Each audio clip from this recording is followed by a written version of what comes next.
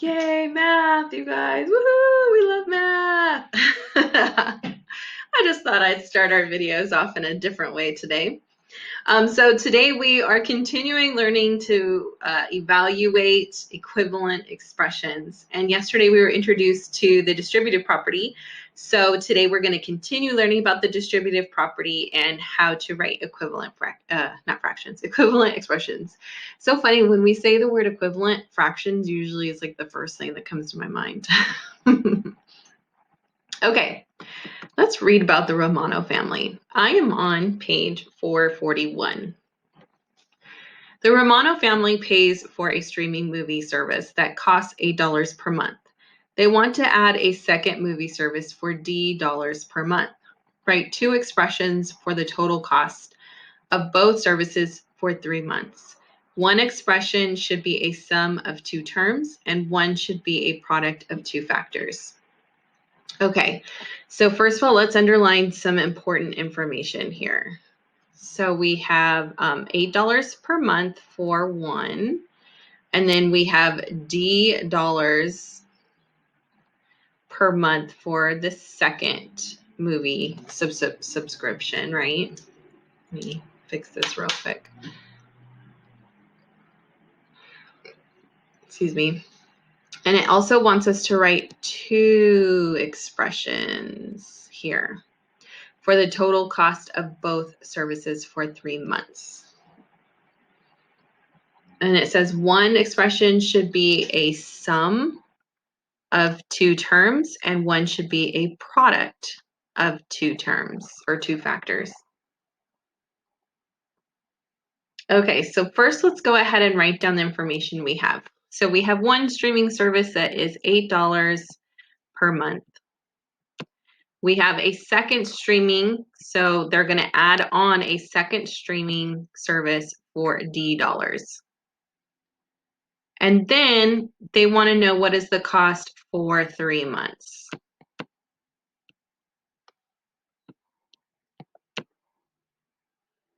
Okay, so if you think about it, for 3 months, it's going to be 3 times 8 plus 3 times D.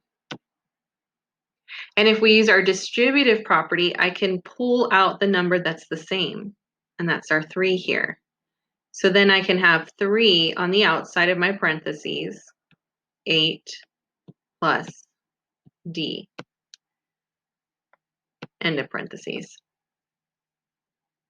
Okay, so this one is our first answer, and that is the requirement for our product of two factors. No, that is the sum, excuse me. That is the sum of two terms right here. So that's the one that we just did. Okay, so now we're going to do the product of two factors. So let's go ahead and multiply these out. What do we get? 3 times 8,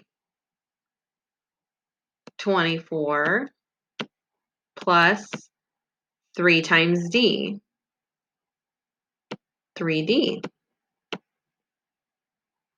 And then there's our product of two factors because we multiplied them. So our second, I'm going to put a little semicolon here. Our second answer would be 24 plus 3D.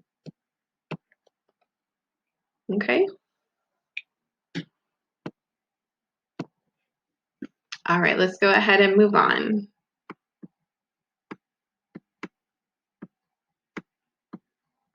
Okay, so here's a visual representation of what we just did. We have our 3 times 8 down here and our 3D here because we don't know what D is, so we can't multiply it by what D is, but we're just representing it here. So 24 squares plus 3D.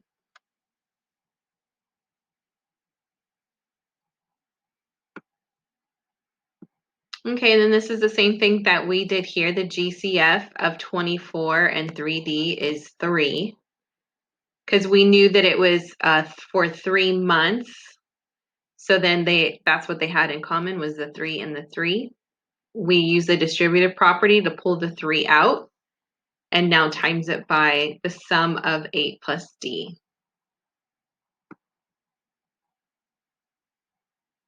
Okay. We are going to cross this page off. We are not going to do this page today. So if you're watching this video, woohoo for you, because if you don't watch this video, people are going to do it. So we're skipping this page because I really just want to get into solving problems with you guys.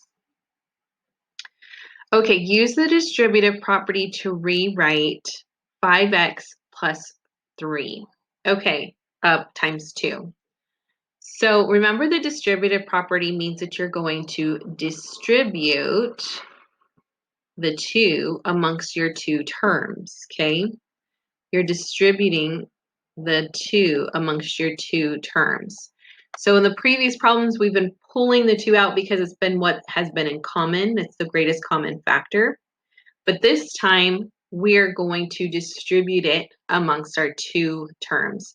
So what this means is I'm going to take 2, and I'm going to times it by, where this pen is driving me nuts. Let me try that again. Let me erase here and try it again. Okay, so I'm going to do 2 times my first term. And my first term is 5x. Okay, and I'm going to put that in parentheses because I'm not going to add anything to that. But before I do use this addition symbol, I need to distribute the 2 amongst my second term. So it'd be 2 times 3. So here's my distributive property. I've distributed the 2 for the first term, and this is not an x variable, this is a times. I probably should have done a dot instead. And then I've also distributed the 2 amongst my second term, which is 3. And again, this is a times, not a an x as far as a variable. Okay, so now I'm going to multiply my 2 whole numbers. Not the x, because we don't know what x is, but my 2 whole numbers. So 2 times 5, which is 10. And then I'm going to bring down my x. So that's 1. And then I'm going to do my second term. So 2 times 3, which is 6. So I don't have to put this in parentheses. I just did that to show you that it was separate from the plus 6. So now here on my solution bar, my new expression is 10x plus 6.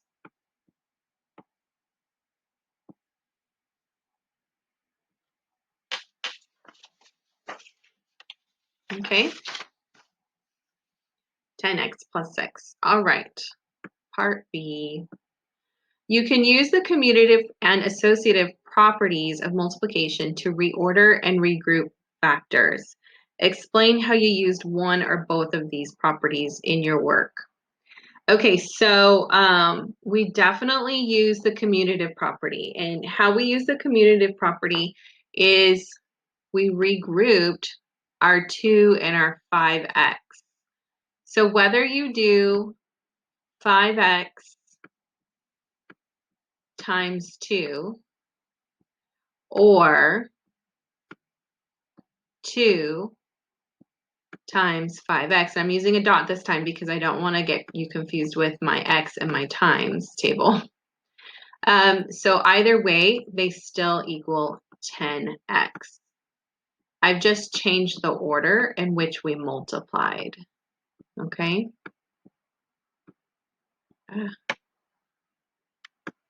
Sometimes my cursor doesn't want to do what I want it to do. Okay. So we use the commutative property. Number 9. Okay, which is an expression, I'm sorry, Let me start again. Which expression is equivalent to 63 plus 56? So first you would want to find your GCF. What is GCF again? Greatest common factor. I don't know, I just felt like it needed like a huge big welcome. So our greatest common factor of 63 and 56. Now, some of you may be able to tell what the greatest common factor is already, if you know your multiplication, right? So we have 1 in 63, 7 and 9. Well, that didn't do my 7. There we go. There may be more in there. Not quite sure. For this one, we for sure have 1 and 56. 2 and, let's see, that is 2 times 28 times, I think is the answer here. 7 and 8.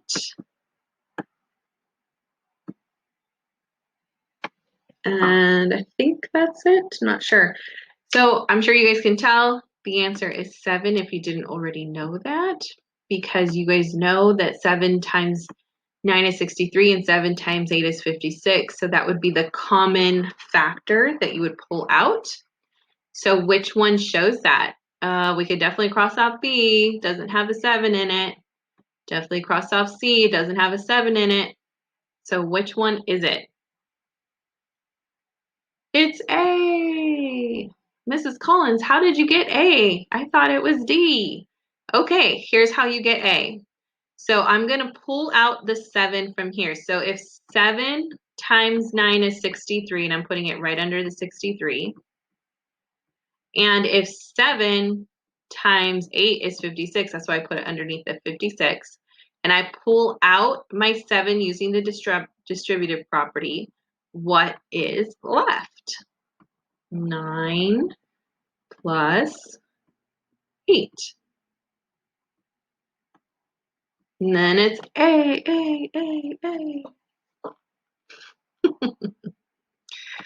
I hope you're having fun watching this video today. Okay, number 10. A company sells fruit cups in packs of 4. The packs currently weigh 20 ounces. The company plans to reduce the weight of each cup by n ounces. The expression is 20 minus 4n, represents the new weight in ounces of a pack of fruit cups. Rewrite the expression for the new weight as a product of 2 factors. Okay, so let's first write down our expression here. We have 20 minus 4n. Okay, so I guess we're going to find out what is our common factor between 20 and 4, you guys. What is a common factor between 20 and 4? It's the only factor we can use. It's 4. So let's go ahead and pull a 4 out of here. So that would be 4 times what? 4 times 5. And then this one would be 4 times 1n. You don't want to forget your n. Okay, using the distributive property, I can pull out my common factor between both, which is 4. And then in parentheses, I'm going to put what's left. 5 minus.